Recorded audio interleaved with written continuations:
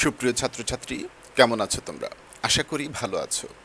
বিশ্বজুড়ে করোনার করাল থাবায় স্বাভাবিক শিক্ষা কার্যক্রম যখন থমকে দাঁড়িয়েছে, ঠিক সেই মুহূর্তে তোমাদেরকে ভর্তি হতে হয়েছে উচ্চ মাধ্যমিক শ্রেণীতে।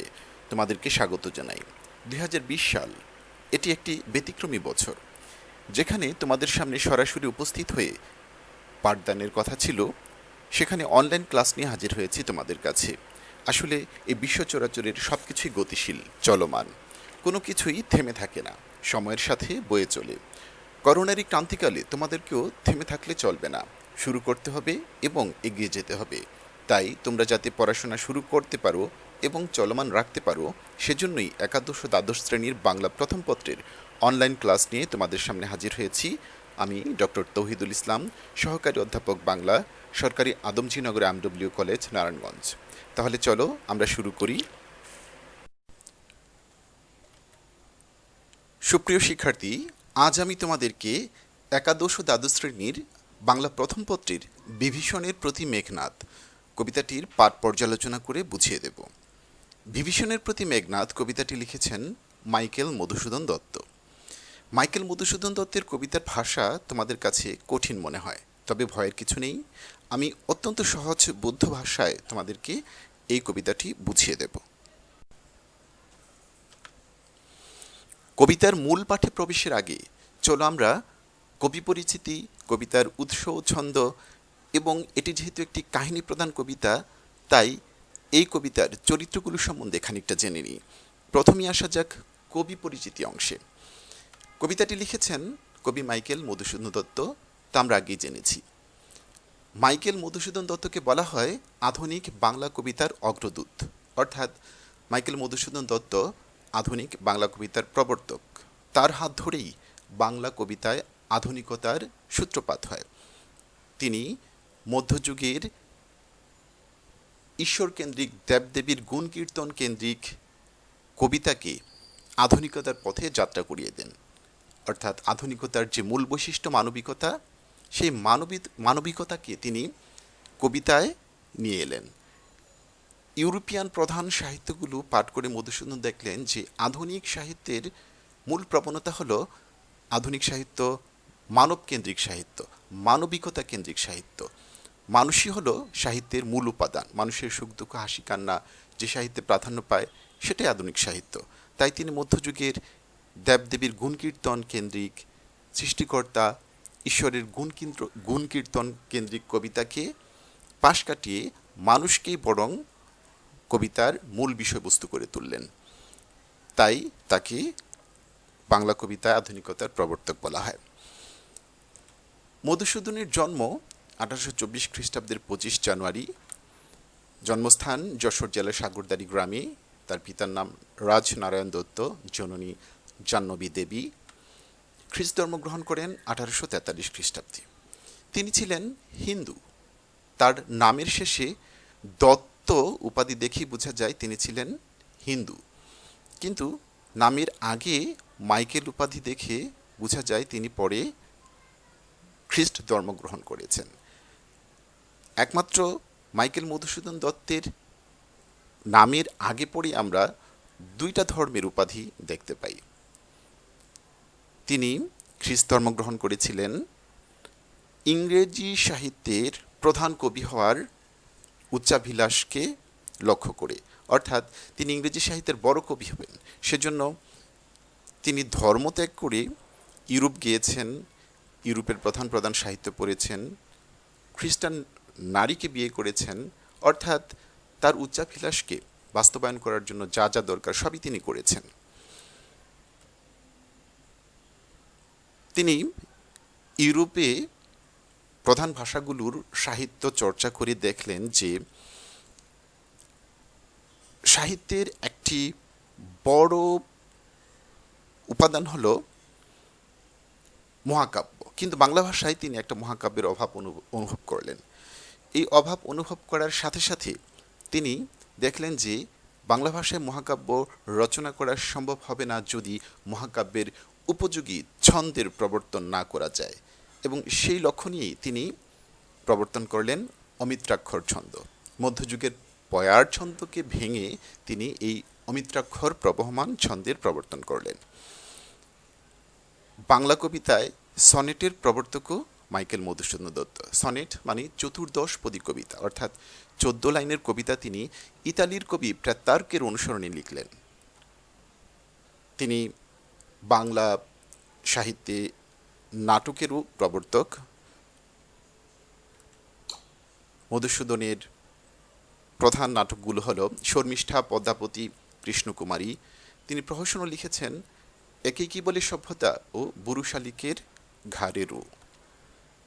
মধুসূদন দত্তের শ্রেষ্ঠ কীর্তি হল মেঘনাদ বধ কাব্য, অর্থাৎ বাংলা সাহিত্যে প্রথম সার্থক মহাকাব্য এটি। তার আগে বাংলা সাহিত্যে কোনো মহাকাব্য ছিল না। তারপরে অবশ্য অনেকে লিখেছেন, কিন্তু সেই মহাকাব্যগুলো মেঘনাদ বধ কাব্যের মতো সার্থক হতে পারেনি, কারণ মধুসূদন দত্তর মতো প্রতিভা অন্যদের ছিল না। মধুসূদনই একমাত্র মহাকবি বাংলা কবিতার, যিনি মেঘনাদ বধ কাব্য লিখে সার্থকতা অর্জন করেছেন। মধুসূদন দত্তের অন্যান্য কাব্যগুলো হল তিলোত্তমা সম্ভব কাব্য, মেঘনাদ বধ কাব্য, ব্রজাঙ্গনা কাব্য, বীরাঙ্গনা কাব্য, চতুর্দশপদী কবিতাবলী। মধুসূদন মৃত্যুবরণ করেন 1873 খ্রিস্টাব্দের 19 জুন কলকাতায়। দারুণ অর্থকষ্টে ভুগে তিনি মৃত্যুবরণ করেন।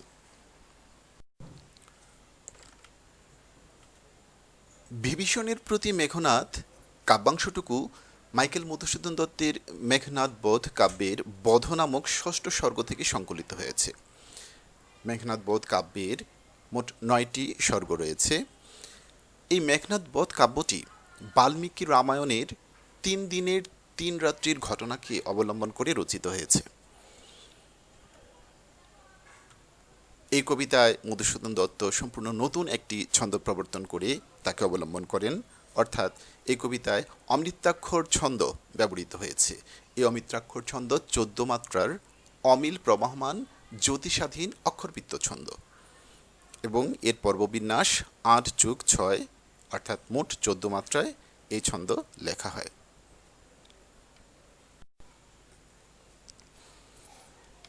বিভীষণের প্রতি মেঘনাদ একটি কাহিনী প্রধান কবিতা। এই কবিতায় আছে কিছু চরিত্র, এবং চরিত্রগুলো 2টি পক্ষে বিভক্ত। একটি পক্ষ হলো রাক্ষস, আরেকটি পক্ষ হলো মানুষ। রাক্ষস পক্ষে আছে মেঘনাদ, বিভীষণ, রাবণ, কুম্ভকর্ণ এবং নিকষা, আর মানুষ পক্ষে আছে রাম এবং লক্ষ্মণ। মূল চরিত্র মেঘনাদ। মেঘনাদ রাক্ষস পক্ষের প্রধান চরিত্র। রাক্ষসরাজ রাবণের পুত্র, বিভীষণের ভাইয়ের ছেলে, ভ্রাতুষ্পুত্র। মেঘনাদ স্বভাবতই দেশপ্রেমিক, তার রাক্ষস পুরীকে সে বাঁচাতে চায় রাম লক্ষ্মণের হাত থেকে, এবং মানুষের সাথে যুদ্ধে, অর্থাৎ রাম লক্ষ্মণের সাথে যুদ্ধে লক্ষ্মণের হাতে এই অসমসাহসী বীর মেঘনাদের মৃত্যু ঘটে, এবং এখানে বিশ্বাসঘাতকতা করে তার চাচা বিভীষণ। আলোচ্য কবিতায় মেঘনাদের আরও কিছু নাম আছে, যেমন অরিন্দম, অর্থাৎ মেঘনাদ শত্রুকে দমন করে, অরিকে দমন করে যে তাকে বলা হয় অরিন্দম। শত্রুরা সবসময় তার হাতে পরাজিত হয়। বাসব বিজয়ী, মেঘনাদ বাসব দেবতাদের বিরুদ্ধে যুদ্ধ করেও জয়ী হয়েছে, তাই তাকে বলা হয় বাসব বিজয়ী। তাকে রাবণী বলা হয়, অর্থাৎ মেঘনাদ রাবণের ছেলে। বাসব ত্রাস বলা হয়, কারণ বাসব দেবতারা মেঘনাদের নামে ভীত সন্ত্রস্ত হয়ে যায়। বিভীষণ মেঘনাদ এর চাচা, রাবণের ছোট ভাই। সে বিশ্বাসঘাতক, অর্থাৎ রাম লক্ষ্মণের সাথে হাত মিলিয়ে সে মেঘনাদকে হত্যা করতে সাহায্য করে এবং লঙ্কাপুরীর পরাজয় ঘটে। তাকে রাজাকার বা মির্জাফরের সাথেও তুলনা করা যায়। রাক্ষসরাজ রাবণের ভাই হয়েও সে রাম লক্ষ্মণের সাথে হাত মেলায়, ফলে যুদ্ধে মেঘনাদ নিহত হয়, রাবণ পরাজিত হয়। কবিতায় তাকে বিভিন্ন নামে অভিহিত করা হয়েছে, যেমন তাতো মানে চাচা, পিতৃব্য অর্থাৎ পিতার তুল্য, রক্ষশ্রেষ্ঠ, রক্ষরথী, রক্ষমণি, রক্ষবর, রাবণ অনুজ, রাক্ষস রাজানুজ ইত্যাদি নামে তাকে অভিহিত করা হয়েছে। রাবণ হল বিভীষণের ভাই, মেঘনাদের পিতা, রাক্ষসদের রাজা, লঙ্কাপুরীর রাজা রাবণ। রাবণ সীতাকে অপহরণ করে নিয়ে এসেছে লঙ্কাপুরীতে, এবং এর ফলেই তাকে রাম লক্ষ্মণের সাথে যুদ্ধে জড়াতে হয়েছে এবং পরাজিত হয়েছে। কুম্ভকর্ণ রাবণ এবং বিভীষণের আরেক ভাই, অর্থাৎ রাবণেরা তিন ভাই: রাবণ, কুম্ভকর্ণ এবং বিভীষণ। কুম্ভকর্ণ মেজ ভাই। নিকষা সতী রাবণ, কুম্ভকর্ণ এবং বিভীষণের মা, অর্থাৎ মেঘনাদের দাদী। কবিতায় মেঘনাদ তার চাচা বিভীষণকে বলেছে, নিকষা সতী তোমার জননী, অর্থাৎ নিকষা সতী রাবণ, কুম্ভকর্ণ, বিভীষণের মা। মানুষ পক্ষে আছে লক্ষ্মণ এবং রাম। লক্ষ্মণ হল রামের ভাই, সীতার দেবর, মেঘনাদের হত্যাকারী। এই লক্ষ্মণ এর পরিচয় বিস্তারিতভাবে এখানে দেওয়া হয়েছে। লক্ষ্মণ রাজা দশরথের সন্তান, সুমিত্রার গর্ভে তার জন্ম হয়। অর্থাৎ রাজা দশরথের তিন স্ত্রী ছিল: কৌশল্যা, কৈকেয়ী, সুমিত্রা। কৌশল্যার গর্ভে জন্ম নেয় রাম, কৈকেয়ীর গর্ভে ভরত, এবং সুমিত্রার গর্ভে জন্ম নেয় দুই ভাই লক্ষ্মণ এবং শত্রুঘ্ন। সুমিত্রার গর্ভে জন্ম হয় বলে লক্ষ্মণের আরেক নাম আমরা কবিতায় পাই, সৌমিত্রী। কবিতায় লক্ষ্মণের অন্যান্য পরিচয়গুলো হলো রামানুজ, অর্থাৎ রামের অনুজ বা ছোট ভাই; তস্কর, মেঘনাদ লক্ষ্মণকে তস্কর বা চোর বলে, আরও বলে চণ্ডাল বা নিচু জাত; নরাধম, নরের অধম মানে মানুষের মধ্যে নিকৃষ্ট। এই উপাধিগুলো লক্ষ্মণকে মেঘনাদ দেয়। রাম লক্ষ্মণের ভাই, সীতার স্বামী, সে অযোধ্যার রাজা, রঘুবংশের শ্রেষ্ঠ সন্তান। কবিতা তাকে রাঘব বলা হয়েছে। মানুষকে রাক্ষসরা রাঘব নামে অভিহিত করেছে। সুপ্রিয় শিক্ষার্থী, চলো এবার আমরা মূল কবিতায় প্রবেশ করি। এতক্ষণে অরিন্দম কহিলা বিষাদে, জানিনু কেমনে আসি লক্ষণ পশিল রক্ষপুরে।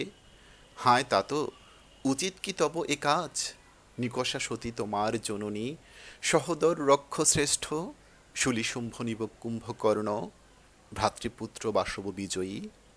অর্থাৎ এখানে মেঘনাদ তার চাচা বিভীষণকে আবেগ ভারাক্রান্ত মনে বলছে,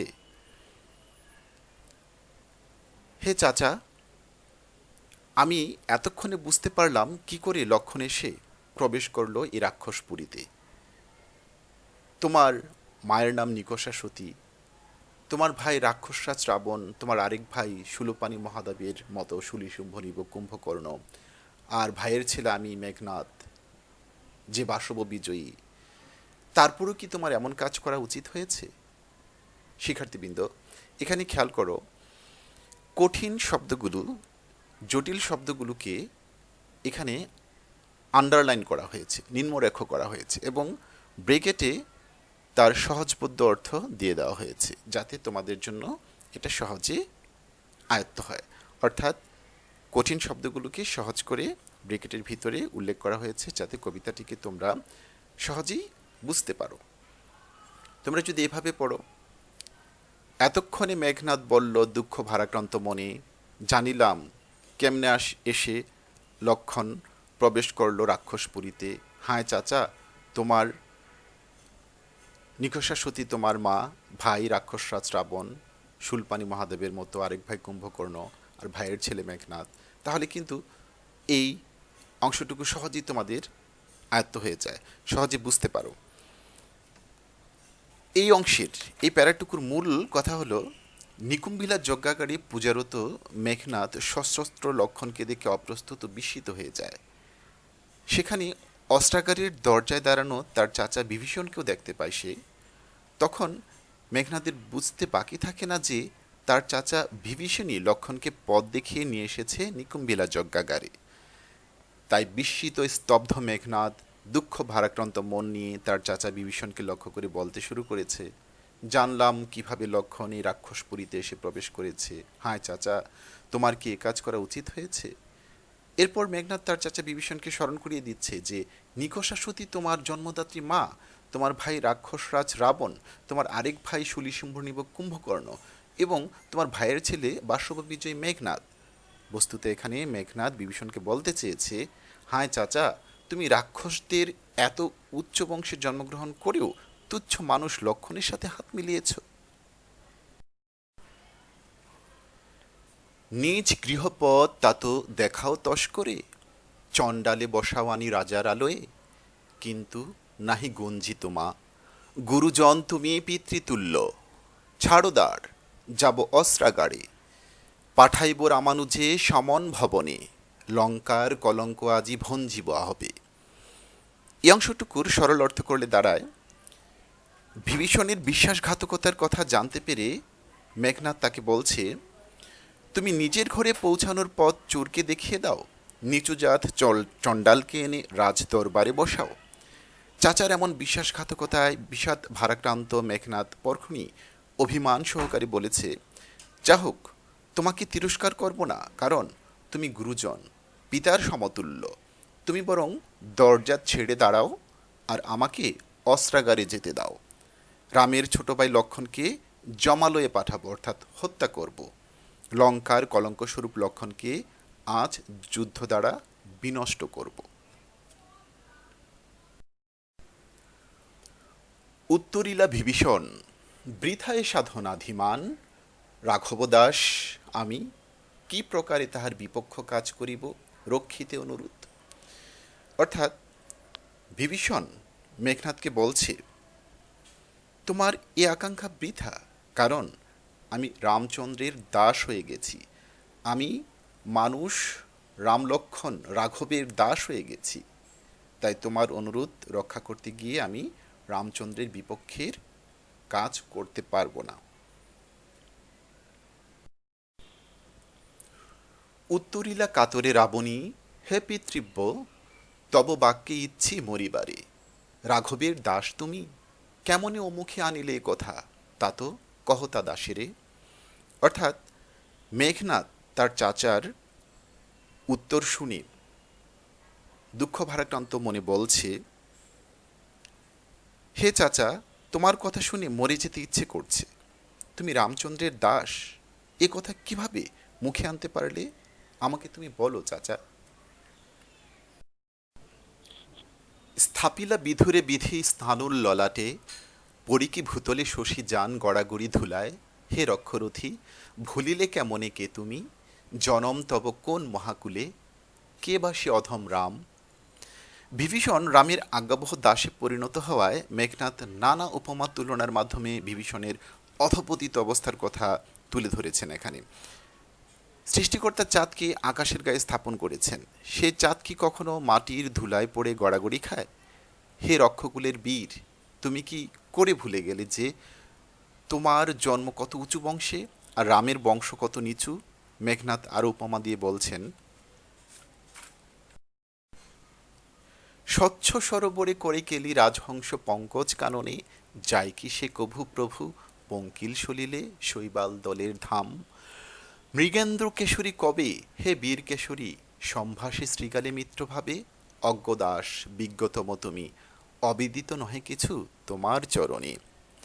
অর্থাৎ পদ্মফুলের বাগানের স্বচ্ছ পানিতে রাজহাঁস জলকেলি করে কখনো শ্যাওলায় আচ্ছন্ন পুকুরে কর্দমাক্ত পানিতে যায় না। আবার কেশরযুক্ত পশুরাজ সিংহ কখনো শিয়ালের সাথে মাথা নত করে কথা বলে না। মেঘনাদ নিজেকে অজ্ঞ বলছেন আর তার চাচা বিভীষণকে বিজ্ঞ বলছেন, কারণ এ সমস্ত কিছুই তার অজানা নয়। ক্ষুদ্রমতি নর সুর লক্ষণ, নহিলে অস্ত্রহীন যোধে কি সে সম্ভতে সংগ্রামে। কহ মহারথী, এ কি মহারথী প্রথা, নাহি শিশু লঙ্কাপুরে শুনি না হাসিবে এ কথা। অর্থাৎ এখানে নিকুম্বিলা যজ্ঞাগারে মেঘনাদ নিরস্ত্র অবস্থায় পূজা অর্চনায় রত ছিল। লক্ষণ সেখানে অস্ত্রশস্ত্রে সজ্জিত হয়ে পৌঁছে মেঘনাদকে সম্মুখ যুদ্ধে আহ্বান জানায়, কিন্তু অস্ত্রহীনের সাথে যুদ্ধ করা বীরদের রীতি নয়। তাই মেঘনাদের মতে লক্ষণ নিচু মানসিকতার একজন যোদ্ধা। মেঘনাদ তার চাচা বিভীষণকে বীর সম্বোধন করে বলছে, বীরদের রীতি কি এই, লঙ্কাপুরের একটা শিশু একথা শুনে হাসবে। তারপর মেঘনাদ তার চাচাকে বলছে, ছাড়হ পথ, আসিব ফিরিয়া, এখনই দেখিব আজি কোন দেব বলে বিমুখে সমরে মোরে সৌমিত্রী কুমতি, দেবদৈত্য নররণে সচক্ষে দেখেছ রক্ষশ্রেষ্ঠ পরাক্রম দাসের, কি দেখি ডরিবে এ দাস হেন দুর্বল মানবে। মেঘনাদ তার চাচা বিভীষণকে বলছে, পথ ছেড়ে দাঁড়াও, আমি এখনই অস্ত্র নিয়ে ফিরে আসব। আমি আজ দেখে নেব কোন দেবতার সহায়তায় সৌমিত্রীর কুপুত্র লক্ষণ আমাকে যুদ্ধে পরাজিত করে। দেবতা দৈত্য মানুষের সাথে যুদ্ধে আমার বীরত্ব তুমি দেখেছো চাচা, আর আজ লক্ষণের মতো এমন দুর্বল মানুষকে দেখে আমি ভয় পাবো কেন। নিকুম্ভিলা যজ্ঞাগারে প্রগল্ভে পশিল দম্ভী, আজ্ঞা করো দাসে শাস্তি নরাধমে, তব জন্মপুরে তাত পদার্পণ করে বনবাসী, হে বিধাত নন্দন কাননে ভ্রমে দুরাচার দৈত্য, প্রফুল্ল কমলে কীটবাস, কহ তাত সহিব কেমনে হেন অপমান আমি, ভ্রাতৃপুত্র তব তুমিও হে রক্ষমণি সহিছ কেমনে। মেঘনাদ তার চাচাকে বলছে, লঙ্কাপুরীতে লক্ষণের প্রবেশের সম্পর্কে মেঘনাদ তার চাচা বিভীষণকে বলছে, নিকুম্ভিলা যজ্ঞাগারে নির্ভীক চিত্তে প্রবেশ করেছে অহংকারী লক্ষণ, তাই আমাকে তুমি আদেশ করো চাচা, আমি এই নরাধম লক্ষণকে শাস্তি দেব। তোমার জন্মভূমিতে এসে উপস্থিত হয়েছে বনবাসী রাম লক্ষণ, হায় খোদা, স্বর্গের উদ্যানে যেন ভ্রমণ করছে দুরাচার দৈত্য, প্রস্ফুটিত পদ্মফুলের ভেতরে যেন পোকার বাস। বলো চাচা, তোমার ভাইয়ের ছেলে হয়ে আমি এমন অপমান কিভাবে সহ্য করব, আর চাচা হয়ে তুমি বা এমন অপমান সহ্য করছো কিভাবে।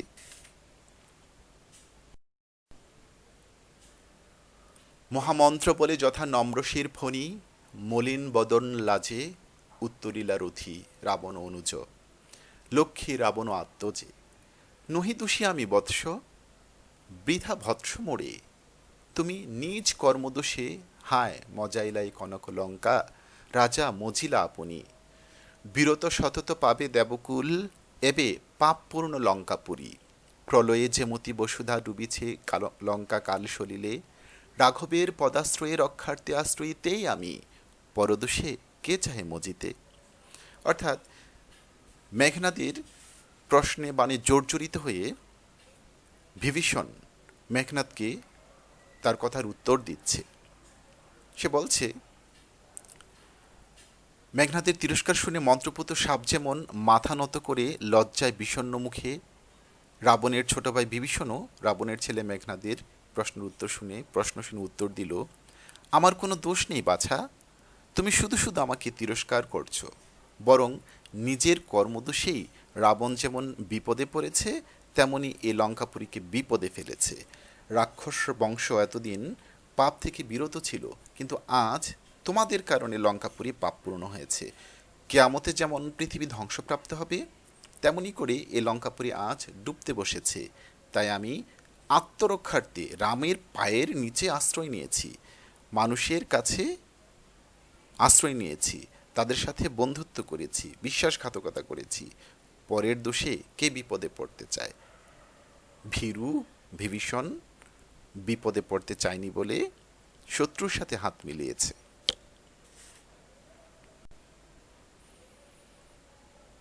বিভীষণের এই কথা শুনে মেঘনাদ ভীষণ রেগে গেল।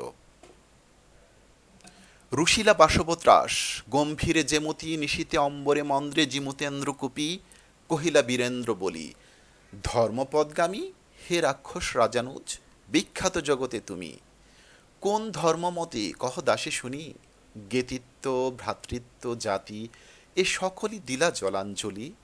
শাস্ত্রে বলে, গুণবান যদি পরজন, গুণহীন স্বজন তথাপি নির্গুণ স্বজন শ্রেয়, পর পর সদা, এ শিক্ষা হে রক্ষবর কোথায় শিখিলে।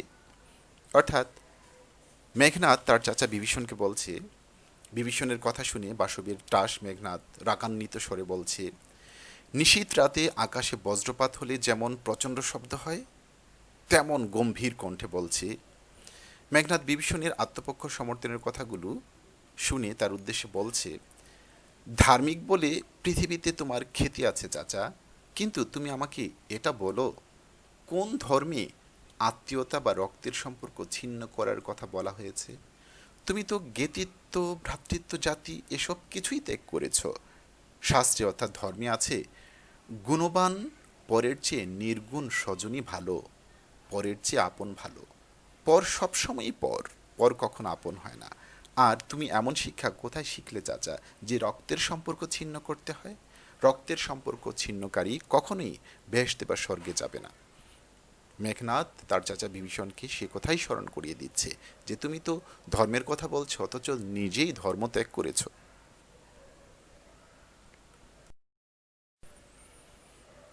কিন্তু বৃথা গঞ্জিত মা, হেন সহবাসে হে পিতৃব্য, বর্বরতা কেন না শিখিবে?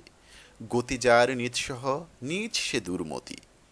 অর্থাৎ মেঘনাদ তার চাচা বিভীষণকে ভৎসনা করছে। হতাশ হয়ে মেঘনাদ তার চাচাকে বলছে, তোমাকে বৃথায় দোষারোপ করছি চাচা।